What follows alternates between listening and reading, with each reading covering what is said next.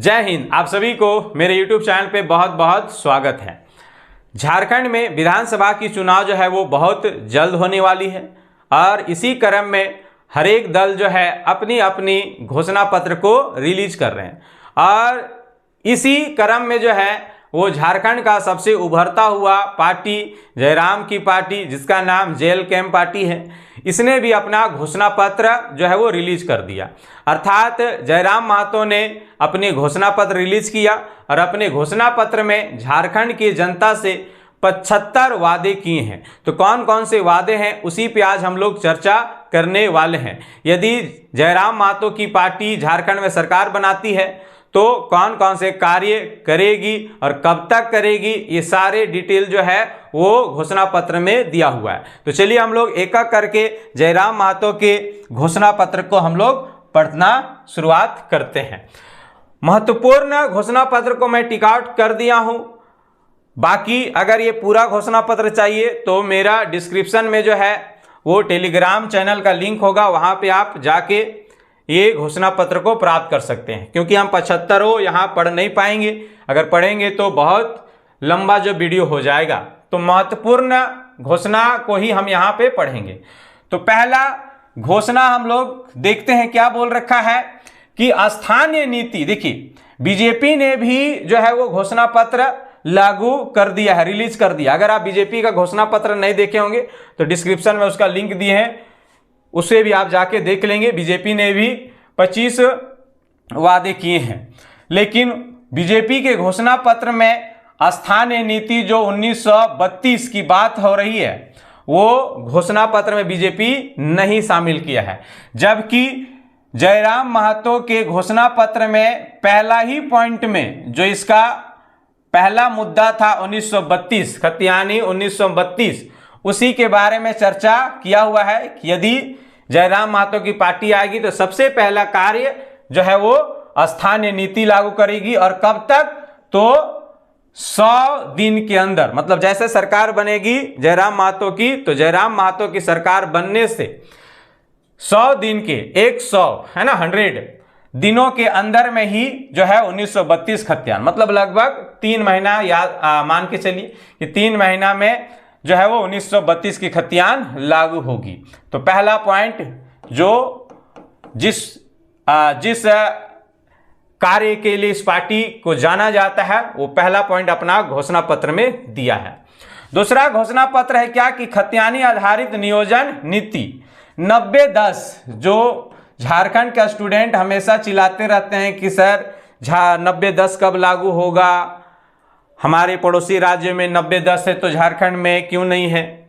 BJP ने भी घोषणा पत्र लागू किया, लेकिन बीजेपी के घोषणा पत्र में 90-10 कहीं भी आसपास भी नहीं है और ना ही 1932 है।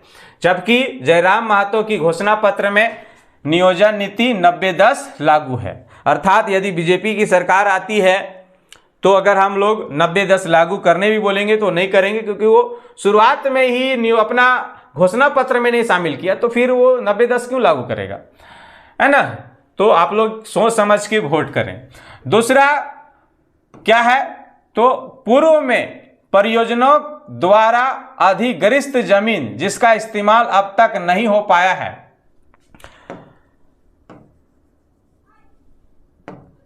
नियमानुसार मूल रैयत को वापस कर दिया जाए। मतलब कि कोई पहले कोई परियोजना आया, कोई योजना आया, उस योजना के तहत कोई जमीन को वो कंपनी ले ली है, लेकिन उस जमीन को जो है वो अभी तक यूज नहीं कर रहा है, बेकार में पड़ा हुआ है। तो इस कंडीशन में बोल रहा है कि मूल रैयत को वापस कर दिया जाएगा, मतलब जमीन जिसका है वो वापस कर देगा।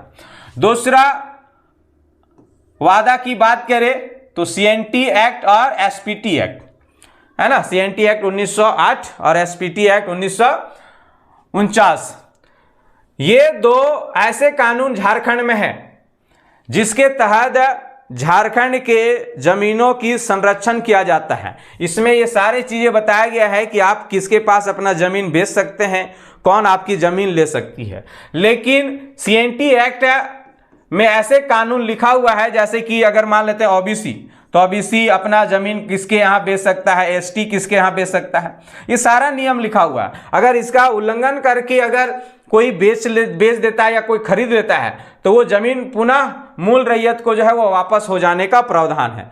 लेकिन ये कानून केवल किताब में अभी दिख रहा है, बाकी ऐसा कुछ लागू नहीं हो रहा है, सब उल्लंघन हो रहा है। ओबीसी का, एसटी का, कहाँ जहां तहां का लोग आके जमीन जो है वो खरीद ले रहा है पिया खिया के।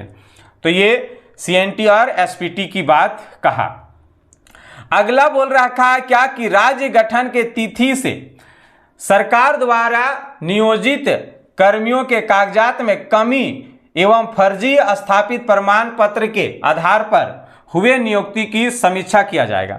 अब यहाँ थोड़ा सा, जैसे कि हम लोग नहीं बोलते हैं, शिकायत करते हैं कि फर्जी डॉक्यूमेंट्स बना के वो अपना जॉब लिया है ये वो, तो बोला है कि यही बोल रखा है कि राज्य गठन मतलब कि 2000 में हम लोग का झारखंड गठन हुआ था, तो उसके बाद से जो भी नियुक्तियां हुई है उन सब में जो है वो उसकी फर्जी डॉक्यूमेंट्स अगर जांच किया जाएगा, अगर उसमें फर्जी डॉक्यूमेंट्स वगैरह निकला तो उसे फिर जो है वो नौकरी से हाथ धोना पड़ जाएगा। ये चीजें यहाँ पे बताया गया।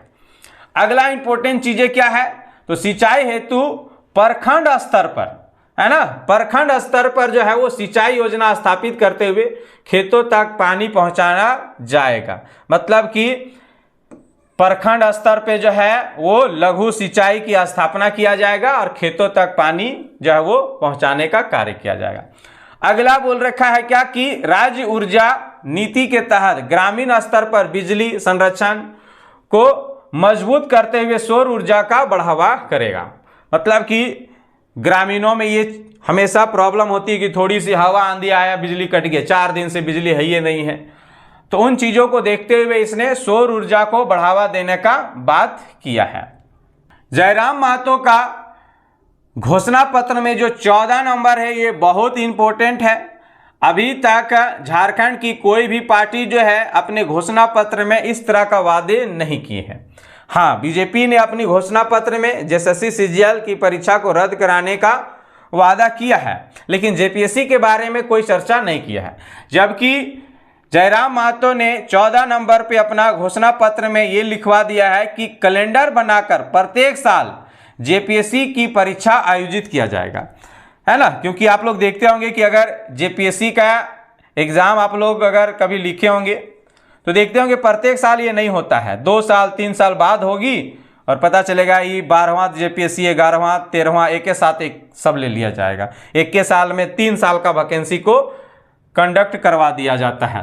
तो इसने कहा कि प्रत्येक साल कैलेंडर बनाकर जो है वो जेपीएससी परीक्षा का आयोजन किया जाएगा। अगला क्या बोल रखा है कि गरीबों के लिए शिक्षा कृषि ऋण की व्यवस्था 0% में मतलब 0% के ब्याज पर होगी।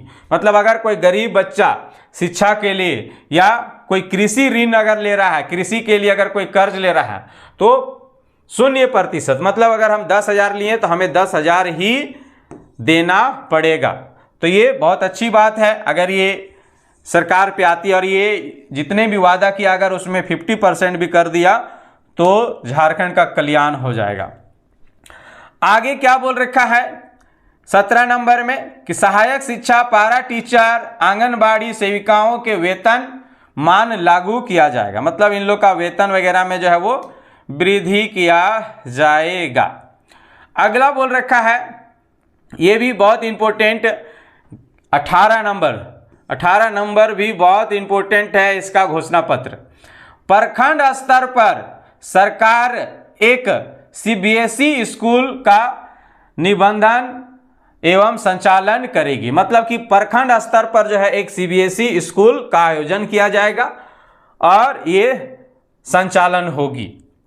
तो ये भी बहुत अच्छी बात है। बहुत कोई आजकल सीबीएसई ही पढ़ना चाह रहे हैं, जेक से दूर भागते चले जा रहे हैं, तो उनके लिए ये बहुत अच्छी बात है।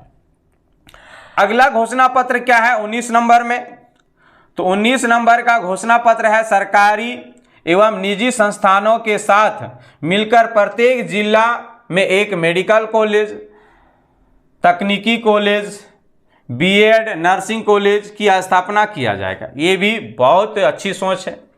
और सबसे इंपॉर्टेंट 20 नंबर महिलाओं के लिए केजी से पीजी की शिक्षा मुक्त होगी। मतलब केजी से लेकर पीजी तक की शिक्षा जो है महिलाओं के लिए मुक्त किया जाएगा। तो ये इंपॉर्टेंट चीजें थे जो इसमें हम चर्चा किए। अब इधर देखते हैं इंपॉर्टेंट क्या बोल रखा है। प्रवासी मजदूरों को पलायन से रोकने के लिए राज्य के भीतर सभी संभव क्षेत्र में रोजगार का सृजन किया जाएगा।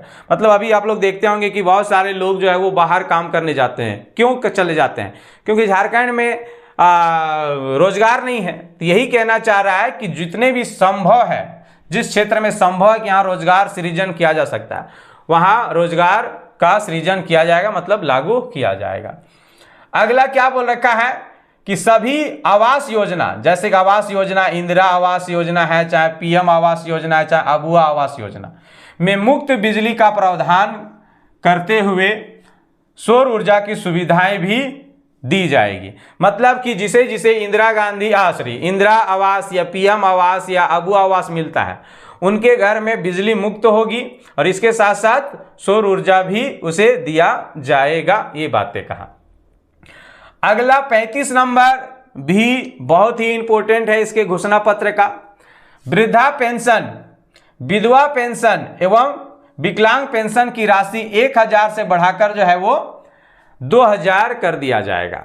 बीजेपी ने भी अपने घोषणा पत्र में ये वाला पॉइंट को रखा हुआ है। तो बीजेपी का अगर घोषणा पत्र आप लोग नहीं देखे होंगे तो डिस्क्रिप्शन में लिंक है, आप वहां से जाके देख सकते हैं।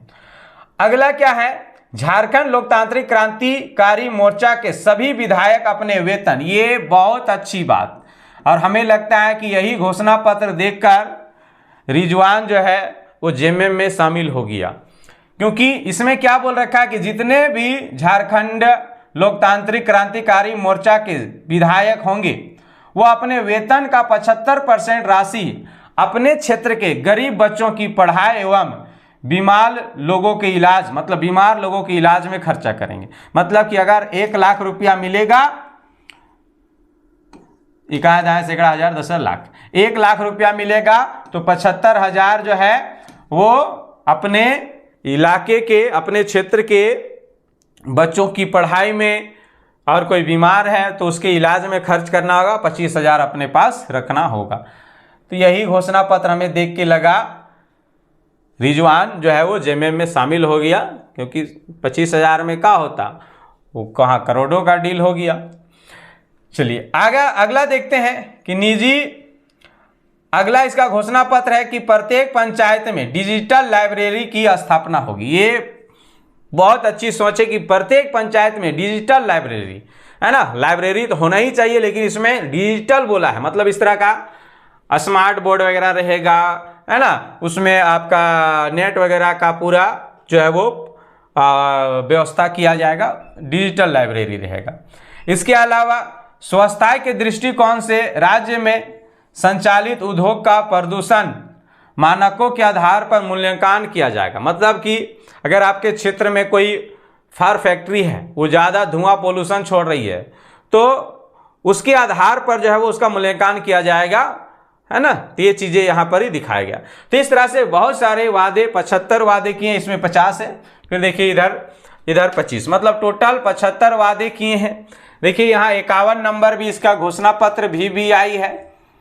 कुर्मी, घटवार तथा अन्य समुदाय जिनकी कई दशकों से सूचीबद्ध होने की मांग रही है, उसे EWS के तर्ज पर एक नया कॉलम परिभाषित करके विशेष संरक्षण दिया जाएगा।